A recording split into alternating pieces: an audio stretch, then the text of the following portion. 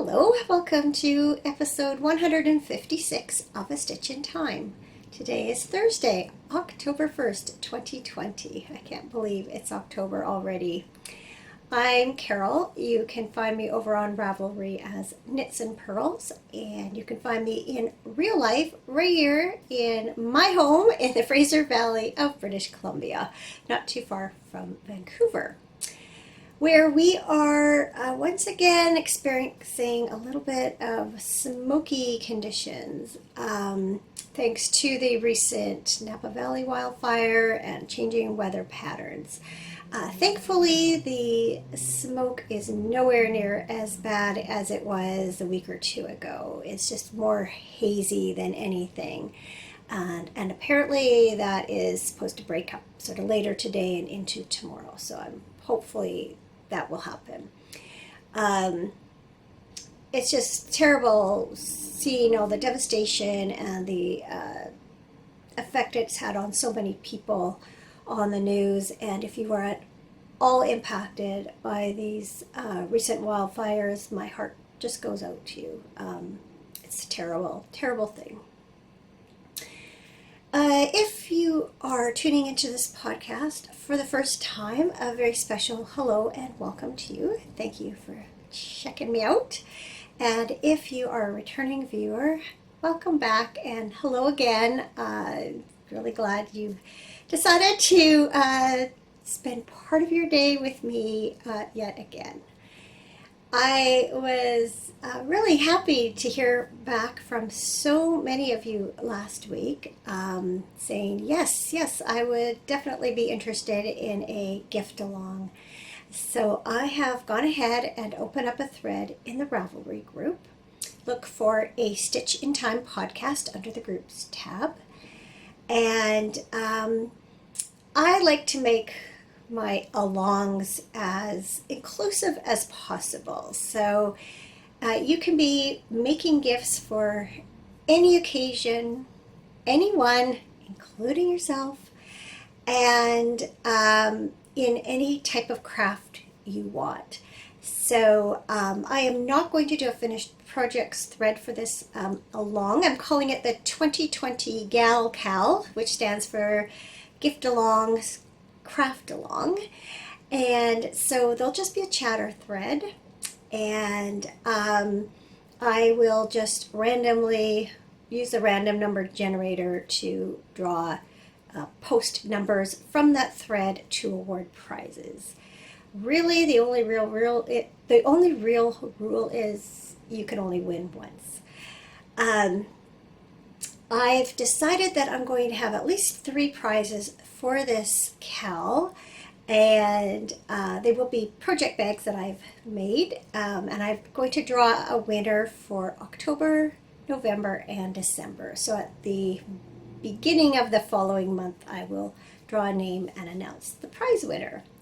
I have these really cute winter fabrics that I don't think I've ever shown you. I bought them, I think it's 2 years ago now, and have not cut into them yet, but they feature creatures, wildlife wearing knitwear. I mean, how cute is that? I love that little raccoon so much. And there's a rabbit somewhere that might be on this one that also comes in black. Yeah, there's a little rabbit there. There's penguins and snowflakes and these cute little reindeer that also comes in black. And then there's these coordinating fabrics that have pine cones and berries and leaves on them. So obviously I have not Obviously I have not sewn those bags yet, but when I do, I will post a picture of them in the thread so you can see them. And yeah, I hope to get to that pretty soon. Let's see and make sure I've got everything covered on that. Oh yes, it will run until the end of December of this year. Got this little curl here that is becoming annoying, but thankfully we are getting our hair cut on Sunday and I should be able to get that trimmed away. Usually this side behaves itself pretty well and it's the side I have trouble with, but right now it's this little curl that all week has been kind of just driving me nuts. I kind of try and tuck it back and then it works its way out. I have a little tale of woe to share with you. A few weeks ago I shared this tea cozy that I had made out of this really lovely quilting fabric. And a few days ago I was moving. My teapot and my tea cozy live sort of in the middle of my stove where there is no burner. And I was shifting things around because of what we were cooking, and I had another thing on the stove that doesn't usually belong there, and I moved my tea cozy over to the back burner with the thought that maybe this isn't such a good idea, because I know myself that I've been guilty of turning on the back burner instead of the front burner numerous times. So even though I had that thought, I did it anyway. And then wouldn't you know it, a short time later, my husband turned on the front burner, except he turned on the back burner by mistake. And this is the result. If you remember, there is a plastic lid that lives in the bottom of this in order to help protect your surface from the hot teapot. So it's kind of all melted, fused together with the fabric. I haven't thrown it out because I'm hoping to salvage it in some way. It went into the main part. I thought, oh, if it was only on the bottom, I would just cut out the bottom and replace it with a new one. But it does go into there a little bit. So I haven't decided what's going to happen with this. I am still hoping to salvage it. At the very least, make some coasters or something. So, yes, sad story, but trust your instincts. I mean, we know that about ourselves, don't we? We tell ourselves that all the time. Go with your instincts. And so many times when we don't, we get burned. In this case, literally. Let's move on to the knitting. I have several knitting projects, and I also have some cross stitch to share with you this week. So I have continued to work on my gift knitting, and the first case of that is I'm continuing to work on the Mermaid tail socks by Hannah Woodhead of Yarnia Designs. I am knitting them out of Hue Loco merino sock in the mermaid tail colorway. I am knitting these for my future daughter-in-law, and the yarn looks like this. It is so pretty and so nice to work with.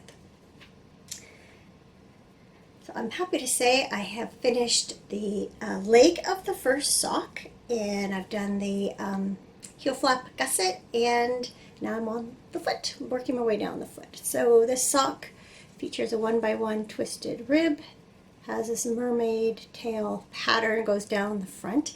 I'm not 100% positive. I know I've knit a couple pairs of them. I think that's the motif from the monkey socks by Cookie A, but I couldn't swear by that. I keep meaning to go check and compare. Doesn't matter in any case. It's used to great effect here. And then the back features this textured pattern. The pattern itself has just a traditional slip stitch heel, but I decided I'd sort of carry on that idea of the scales into the heel flap, and I did an I've partridge heel. And it's really interesting because this pattern, I think, has 3 sizes. I'm knitting the middle size, which is a 62 stitch cast on. And at the end of the leg, the pattern instructs you to cast on an extra stitch in the center of the back of the leg. To do your do your, heel flap and gusset, etc. And then it makes a comment about knitting across the 32 stitches on the instep. But there's only 30, what did I say, 32? It says to knit across 32 stitches. So you would go from 60, I don't know. It says to knit across 32 stitches on the instep. There's only 31 stitches on the instep. So if you increase one on the back, you end up with 63 stitches in all, not 64. So I'm not really sure where I've missed if you're supposed to increase on the front. In any case, I just kept the stitch count at 62, and that will be just fine. So anyway, yeah, enjoying those still. It's a simple pattern, especially now that I'm on the foot. It's only this little motif in the center of the instep, and the rest is just plain knitting. So these should continue to work up quite quickly. Speaking of working up quickly, my next pair of socks I'm knitting for my brother-in-law Ed out of this Regia Arnie and Carlos design line yarn, and it's color 2460 in the Bomble colorway. Told you last week my Norwegian brother-in-law told me that's how it's pronounced, and it's a municipality in the Telemark region of Norway. So it is a self-patterning yarn, self-striping patterning yarn, and I've gotten quite a bit done on them since I saw you last. I can just see I've got them on sock blockers, and now I've managed to twist the yarn together. Whoops. There we go. So this one I have the furthest along. I have done the leg. Trying to remember, had I started the heel flap last time, or I think I maybe had just reached the point of dividing for the heel flap and gusset. I can't remember. In any case, I have done the heel flap and gusset on both socks. It is a 72 stitch sock, 2x2 rib, top down, traditional heel flap and gusset. I'm really happy with dividing for the heel where I did, because I like the way the pattern sort of continues really well down the foot. Yeah, I feel like I've maybe even done maybe I've even finished. I don't know, it doesn't matter. Take another look at them. Just, time just this year especially, and I know a lot of you feel the same way because we've talked about it, it's just been a strange year, and I lose track of time and what's happened so easily these days. When I sit down to record and I sort of think about what's happened since the last time I talked to you, I get all confused. Anyway, I have that far on the second sock. So they are coming along nicely too. So that's not too bad. Two gifts on the go out of 4 for sure that I want to do. So that's pretty good. Let me see, just checking my notes. Oh yes, I continued on the Summertide Shawl by Helen Stewart, and I realized I forgot to bring in the pattern to show you. I am knitting it from Earl Grey Fibers, or Earl Grey Fiber Company, I should say, in the Darjeeling sock. The fingering weight 75/25 superwash merino nylon, and so this is the Desert Bloom colorway, and this is patina. We really can see that really well in this light, all the subtle color changes in there. Loving this yarn, just loving it so much. I have finished, this was originally a mystery knit along, so I have now finished what were clues 1 and 2, and I've just begun clue 3. So clue 1, I think, was just this garter stitch beginning, and then clue 2 is this let's just spread it out better, this lace pattern here. It has some texture because every so often you purl the, or knit the return row, so you get the garter bumps there. And as you can see, I've just begun to add in the next color. Before I started this, I took a really thorough look through people's projects. A lot of people kind of, what's the word I'm looking for? Detoured, but that's not the right word. Veered away from the specific instructions and mixed up the colors a little more. The pattern itself is knit that clues A and B are in, like basically from this section to this section is knit in one color and the rest is knit in the second color. One project had added some garter stitch at the end of here, a couple stripes, so I liked that. I incorporated it into my own. And then I'm going to work with the green color, add a little strip of this color A, and then finish it off with the green, and then I'll probably bind off with this color. And that way it's just sort of more distributed throughout and just makes it maybe a little bit, I don't know, more interesting to knit if I know I have a little little goals, little milestones. That's the word I'm looking for. Milestones along the way. Apparently my whole brain has shut down. Not thinking very well at all. I am drinking some pumpkin chai latte again this week because I enjoyed it so much last week. Except that I've managed to let it go. Not quite cold. Okay, that is it for the knitting. Moving on to cross stitch, I am continuing to work on this Autumn Bell Pull by Stony Creek. This is from their August 2006 magazine. I have had the materials to make all 4 seasonal bell pulls since that time. And I'm finally pulling it out again and getting more work done on the first one. So yes, when I finish this, I still have 3 to go. But I've been enjoying it quite a bit. As I mentioned a few weeks ago, I got a new Ott light, and I'm finding that extremely helpful for being able to see well enough to do this at night. And so I have finished the tea. Let's bring it nice and close so you can see. I really like this one with the bright orange pumpkin and the apples and the squash and the grapes. So halfway, and I have begun the U for the next letter. I can show you what that U is going to look like when it's finished, because it's going to be the same as the U that came before it, except that the words will be different. I thought that was a little lame. I thought they could have made a little more effort and done something a little different with the second U, instead of making you cross stitch basically the same thing over again.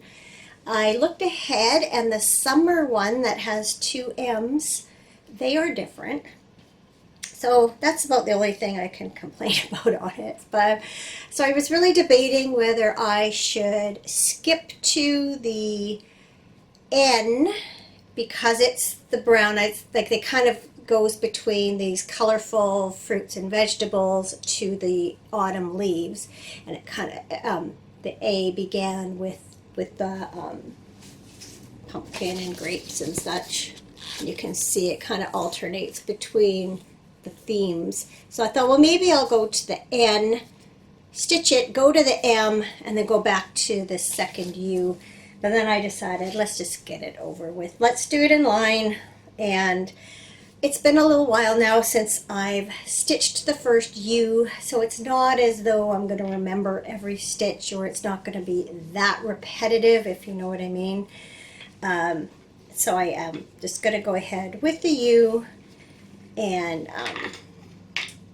finish that up. It is doubtful that this will be done in time for this autumn, just at the rate that I'm working on it and the fact that I have other crafts that I like to do. I'm rarely monogamous on one craft for long, except knitting.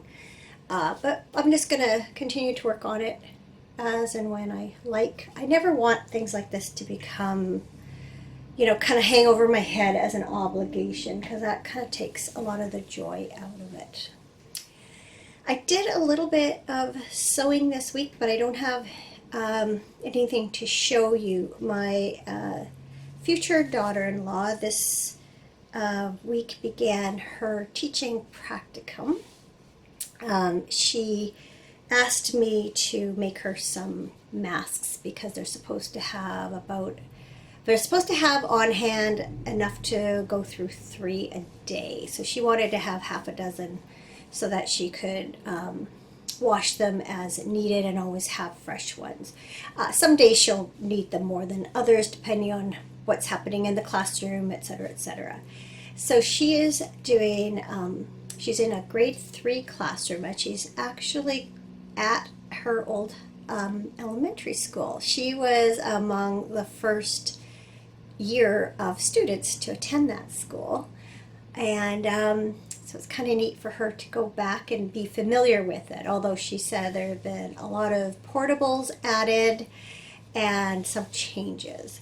So I had some years ago when I first started doing the Quilt As You Go, I had picked up a little package of 5 fat quarters that had been packaged together, and I never really did anything with them. They were mostly batiks. Anyway, I just decided to use them, and so I ended up making masks out of these 3 fabrics. So there's this stars, this, and that. She was thrilled that they were purple. She laughed. She said the color of the school, their school color is purple. And then she also said they have some sort of stars of, I don't know if it's behaviors or code of conduct or aims of the school or something. And so she says, I'm wearing this the first day to get brownie points, because not only is it purple, it's got the stars on it. So she was just thrilled to see them.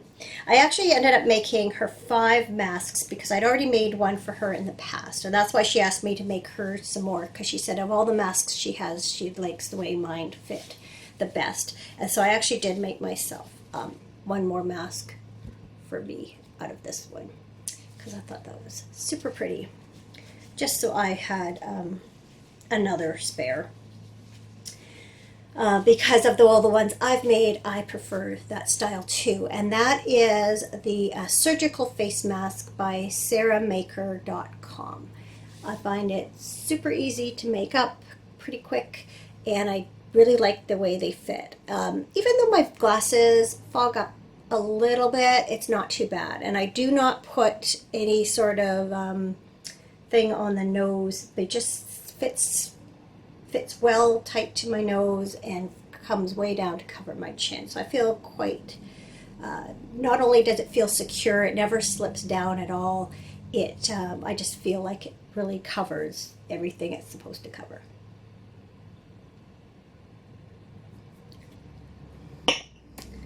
I'm going to go warm that tea up, and then I'm going to come back and talk about what's been going on in my life since last week when we spoke there. Now it's nice and warm. I've had a really productive week this week. I feel really good about all that we've gotten done, aside from the crafty things I was showing you. So this weekend we spent some time out in the yard starting to prep it for the fall and winter season. So Cameron cut the grass, then he went behind our property and used the weed eater to cut back the blackberry bushes and grass and weeds that were encroaching from the field behind us. He does that a few times a year, kind of keeps it in check. And I was working in the gardens, kind of cutting back some of the perennials and pulling some of the tired annuals out. And then I cut the rhubarb right back. So then I had some rhubarb that I had to do something with. So I, rather than chop it all up and throw it in the freezer and forgetting about it like I usually do, I actually turned it into something this time. I did a rhubarb pudding cake, which I had never done before, and it turned out really well. And then I made up a rhubarb crisp for the freezer. And then while I was at it, we had some apples that we bought a few weeks ago at the farm market that were a little bit soft and not that flavorful. So I mixed them with some of the Honeycrisp apples that we recently purchased, and then started to make what was going to be a very big apple crisp. And then I thought better of that, and I ended up dividing the apples between two smaller pans. I had some rectangular, like takeout food pans that I had noticed in the cupboard. So I ended up doing two smaller apple crisps also for the freezer. So those will be a nice treat sometime this winter. We'll be like, oh, we should have apple crisp. Oh, all I have to do is grab it out of the freezer, thaw it for a bit, pop it in the oven. Oh, and then part of the ingredients for this pudding cake was 2 tablespoons of orange juice. So I had a little juice box that I opened. But I don't really drink juice, so I was trying to think what to do with the rest of it. And remembered that my favorite cranberry orange muffin recipe basically takes a juice box full of orange juice. So I ended up making those, and we had some cranberries in the freezer that needed to be used up, so it was perfect. So it's just a nice, I love this time of year with, feels cozy to be doing some baking and have those nice smells coming from the oven. I really do like fall. And then we've also this week been working on extending our existing drip line into the garden areas that are adjacent to our deck. We are going to be having a patio pad poured and some sidewalks done very soon, coming weeks. And we needed to be able to access the sort of the area behind part of the deck where the tube for the drip line needs to run in order to go from here in order to reach the gardens over here. So before they are inaccessible, we got the tubing and such that we needed. So we've been working after Cameron gets home from work, and we just have little bits of time to do it because it's been getting dark so early. So we've been working at it a little bit at a time. So a couple of nights ago, we hooked up the water the way we thought it would work, and it really wasn't working. Long story short, the fitting we had already was like a Y, and we really needed a T for the 2 tubes to come together and then connect to the fitting that we could attach the hose to, garden hose to, for the access of the water. So I went back yesterday, got the right part, so we put that together last night, tried it out. It was great. Water was running where it was supposed to, and it was not coming out from where it was not supposed to. So all the connections are sound. So what I need to do, we just sort of roughed out where have little tiny tubing that has perforations in it that will run through these gardens. And I'll bury them under like the bark mulch and tack them into place. So we just basically tacked them roughly into place where they were going to go, so we knew we had the right amount.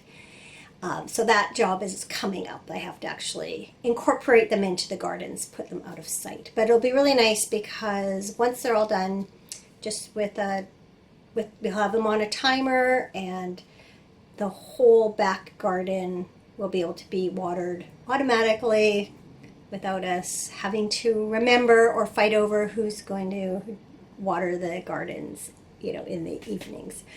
We eventually want to do the same for our front garden, but we haven't got around to that yet. Once that's done, all that we'll need watering regularly are the flower baskets. So yesterday I went to the garden store and bought some fall flowers that will replace some of the old tired summer flowers, and I also bought a whole bunch of bulbs. I know I mentioned before that I have great intentions every year of planting some spring bulbs, and then the opportunity comes and goes, and this year it's gonna happen.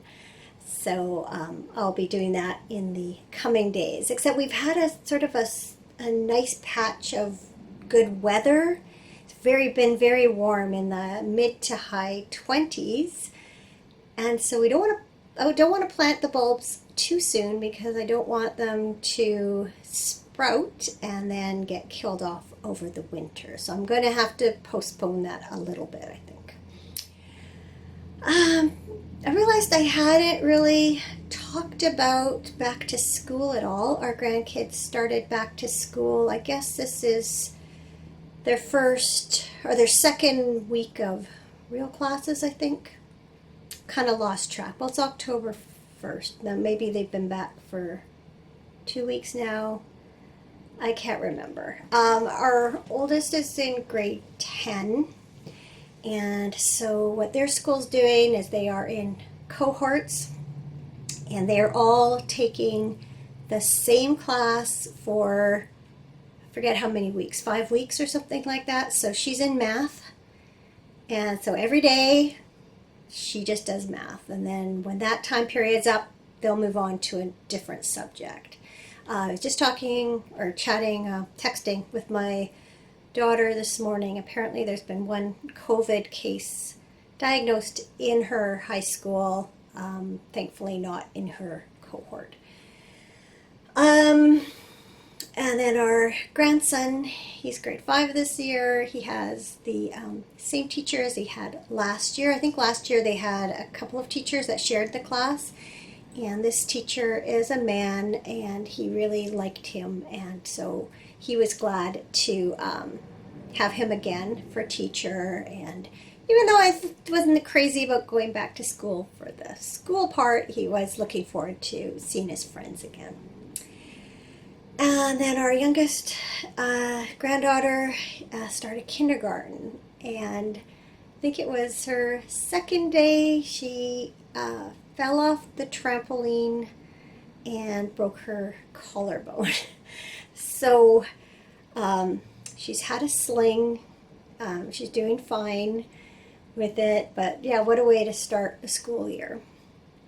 But apparently, I think it was last week they were integrating them, or doing the gradual entry. It's a full day kindergarten, but they were starting with part days and alternating days, I think. Not 100% clear, but she was leaving, I think, on Thursday, and I was crying because she didn't want to leave school.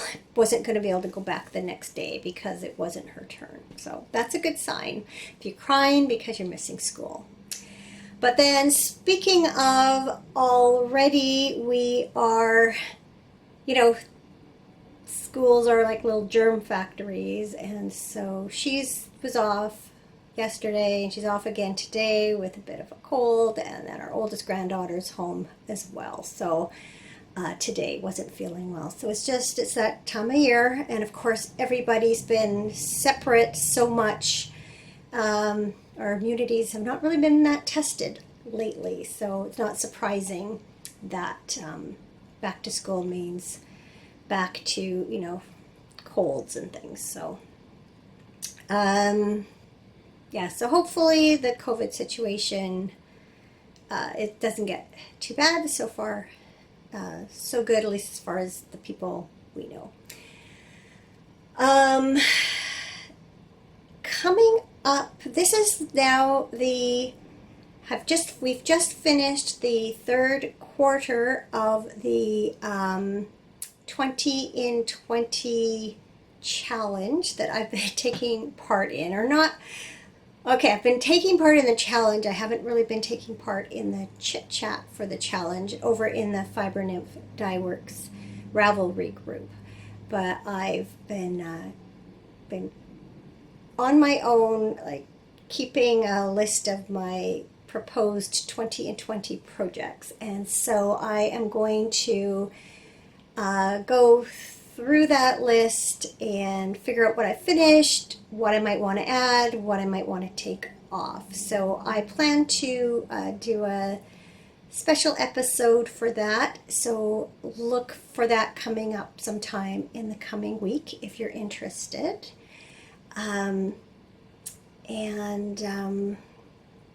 Yeah, other than that, I do plan to do a regular episode next week as I normally do, provided everything. I try not to, I don't take anything for granted these days, if all goes as planned. All right, so before I say goodbye, it is time for something good. And my something good for this week is that our family is on baby watch. My niece is set to be induced any minute now. She was supposed to go in yesterday, and it was very busy, and so they postponed it till today. And then this morning, her OBGYN had to perform a C-section. So it was postponed until at least 1:30 this afternoon. It is now after 2:30, and I haven't heard anything from my sister. So assuming there's no news to report yet. She knows she is having a boy, and he will join in almost 2-year-old big brother. So we're super happy for them. And I just can't wait to hear the good news. So my something good is something good indeed this week. What can be better than new babies?